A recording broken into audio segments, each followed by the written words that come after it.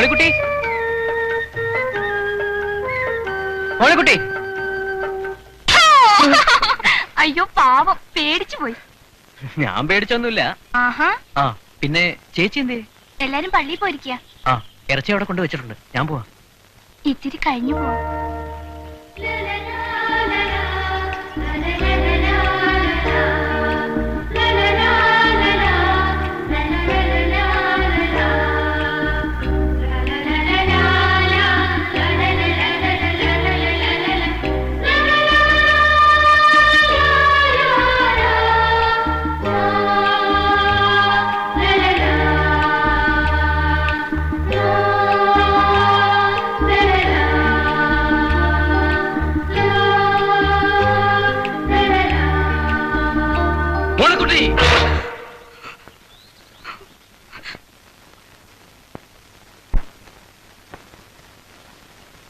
എടാ പട്ടി,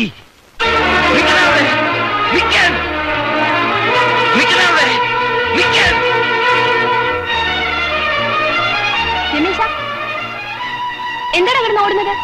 എടാ എന്താണ് കിടന്ന് ഓടുന്നതെന്ന് രമേശ.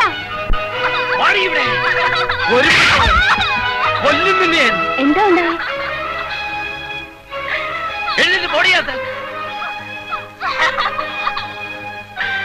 അപ്പച്ചനോട് ഞാൻ പറഞ്ഞിട്ടുള്ളതാ, കണ്ട ചെക്കന്മാരെ ഒന്ന് അകത്ത് കയറ്റരുതെന്ന്.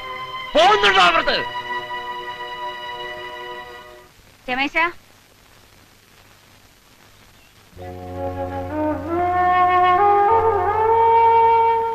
രമേശ, നീ ഒന്നും കഴിക്കുന്നില്ലേ?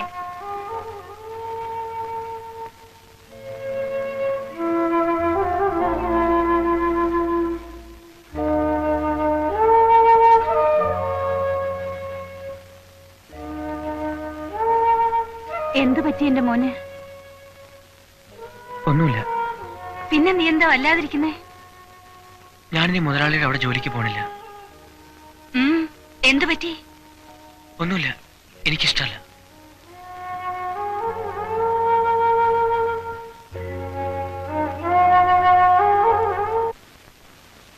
ഇവളെ കൊല്ലണ്ട, ഇവളെ ഞാൻ എന്ത് ചെയ്യാനാ? അവളെ ഇവിടെ ഒറ്റയ്ക്കാക്കിട്ട് പോ. നിന്നോടാരാ പറഞ്ഞേ? പള്ളി പോയപ്പോ അവളെ കൂടെ കൊണ്ടുപോകാറുന്നില്ലേ? അതാ ഇപ്പൊ കുറ്റം. വരണില്ല എന്ന് പറഞ്ഞാൽ തല്ലി കൊണ്ടുപോകാൻ പറ്റുമോ? പ്രായമായൊരു പെണ്ണ, എല്ലാരും ശ്രദ്ധിക്കേണ്ടതാ. നിനക്കാൻ കിട്ടാൻ പോകുന്നേ അവൾ ന്യായം പറഞ്ഞിട്ടില്ലേ? അവളോട് തട്ടിക്കയറിയിട്ട് എന്താ കാര്യം? അവൾ പറയുന്നത് സത്യമല്ലേ? നിനക്ക് ഇവിടെ വീട്ടുകാര്യങ്ങൾ അന്വേഷിക്കാൻ എവിടെയാ നേരം? എനിക്ക് പണിക്ക് പോണ്ടേ? 19 പേര് നിത്യവും പണിയുന്നതാ. ഓ, നീ അവിടെ പെറ്റിടന്നില്ലേ? ഈ പണി നടക്കേല. രാത്രിയിൽ എന്താ പണി? മണലെടുക്കുന്നോ?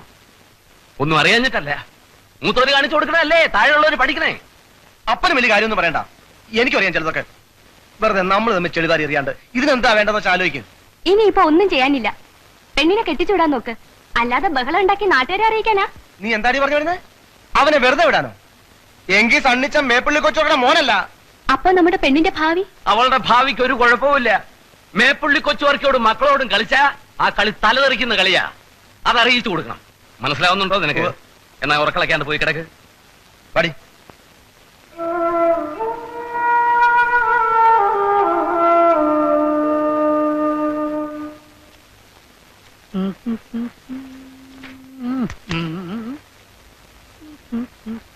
കുഞ്ഞപ്പേട്ട, ഒരു പണം. അപ്പൊ രമേശനോ?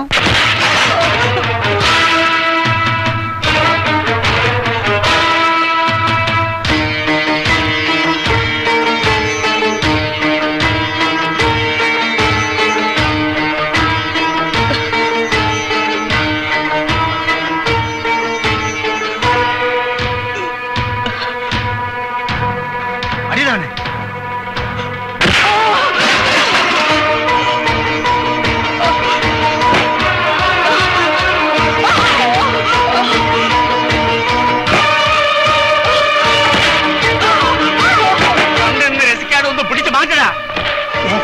പിടിച്ചു മാറ്റാനൊന്നും പോണ്ട.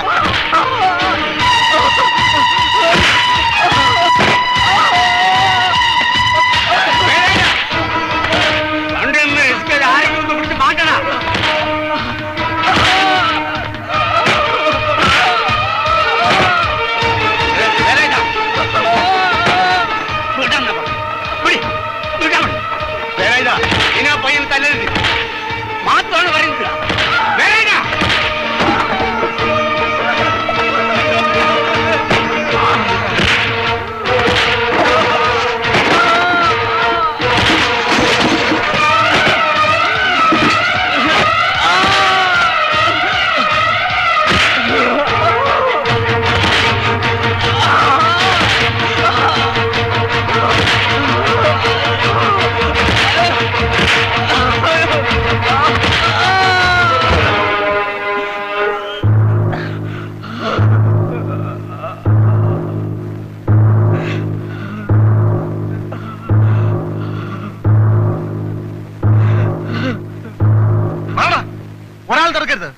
എന്തിനായി പാവം ചെക്കൻ ഇങ്ങനെ തല്ലുന്നേ? നീ ആണോ ചോദിക്കാൻ? ആരും ആയിട്ടല്ല, കണ്ടിട്ട് സഹിക്കണില്ല. എന്താന്ന് വെച്ചാൽ ഞാൻ സമാധാനം ഉണ്ടാക്കാം. കാര്യം എന്താന്ന് പറ. പറയാൻ മനസ്സിലാക്കല്ലോ. എന്നാ ഇനി ഇവനെ തൊടാനും പറ്റില്ല. വിലതാ അടിയവനെ.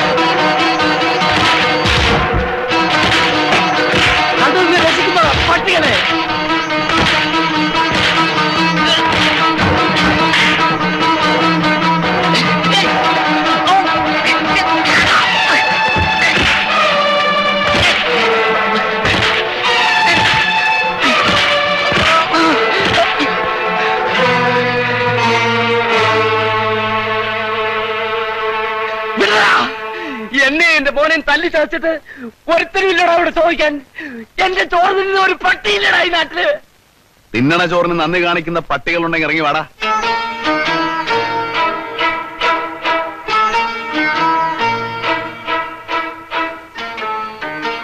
ഒരുത്തനുമില്ലടാ. ചന്ദ്രു ഒറ്റയ്ക്ക. ധൈര്യമുള്ളവരുണ്ട്, ഇറങ്ങി വാടാ.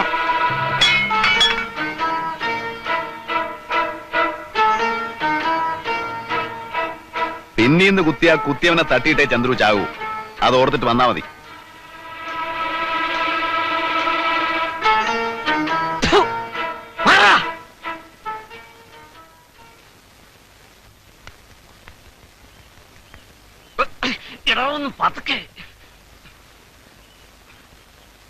അപ്പച്ചാ, സണ്ണിച്ചായനെ കാണുന്നില്ലല്ലോ. ആ വരും, ഒരാവശ്യത്തിന് പോയിരിക്കുക. ഇനിയും വഴക്കിനും വയ്യാവിലേക്കും പോണോ? കഴിഞ്ഞത് കഴിഞ്ഞു എന്ന് വിചാരിച്ചാ മതി. അതിന് കൊച്ചുവർക്ക് വേറെ ജനിക്കണം. ഇന്നോളം എന്റെ മുഖത്ത് നോക്കി കമാന്ന് രക്ഷ ഒരുത്തനും പറഞ്ഞിട്ടില്ല. എന്നിട്ട് അവൻ പെൺകുട്ടി നമ്മുടെയാ. മാനക്കേട് വന്നുപെട്ടാ പിന്നെ ജീവിച്ചിട്ട് കാര്യമുണ്ടോ? പിന്നെ മാനക്കേട്. മേപ്പുള്ളിക്കാരുടെ പെട്ടി പണം ഉണ്ടെങ്കിൽ ഒരു മാനക്കേടും പ്രശ്നമല്ല. നീ പൊടി അപ്പുറത്ത്. അവള് ഗുണദോഷിക്കാൻ വന്നിരിക്കുന്നു. ചവിട്ട് ഇവിടെയല്ലേ? മേപ്പുള്ളി കൊച്ചുവർക്കി മോനും അങ്ങാടി കിടന്ന് പട്ടിയെ പോലെ തല്ലുകൊണ്ടിട്ട് നീയൊക്കെ ഞാനങ്ങ് ക്ഷമിച്ചത്. ക്ഷമിച്ചത് നാണം ഉണ്ടോടാ നിനക്കൊക്കെ? നീയൊക്കെ പോയി അവന്റെ മുതലാളി എന്നെ അത്രയ്ക്കങ്ങ് കൊച്ചാക്കണ്ട. പുഴക്കടവിൽ ശവം പൊങ്ങുന്ന ഒരു പുതുമയൊന്നുമല്ല. ആ പൊങ്ങുന്നത് നിന്റെ ശവമായിരിക്കും. മുതലാളി എന്താടാ? കട പൂട്ടി. ആ രാജമ്മ അങ്ങാടിലൊന്ന് പൂരപ്പാട്ടാ. ചെകിട് അടച്ചുപോയി. മുതലാളി മോളെയും കുറിച്ച് പറയാത്ത ചീത്ത ഒന്നുമില്ല. നാണക്കേട്. ആളുകളൊക്കെ കേട്ട് നിന്ന് ചിരിക്കുക. മുതലാളി ഒരു വാക്ക് വിണ്ടിയാ മതി. ഞാൻ അവളെ ജീവനോടെ തീയിലിട്ട് ചൂടും. അതിനെ ആമ്പിള്ളാര് വേറെ വരും.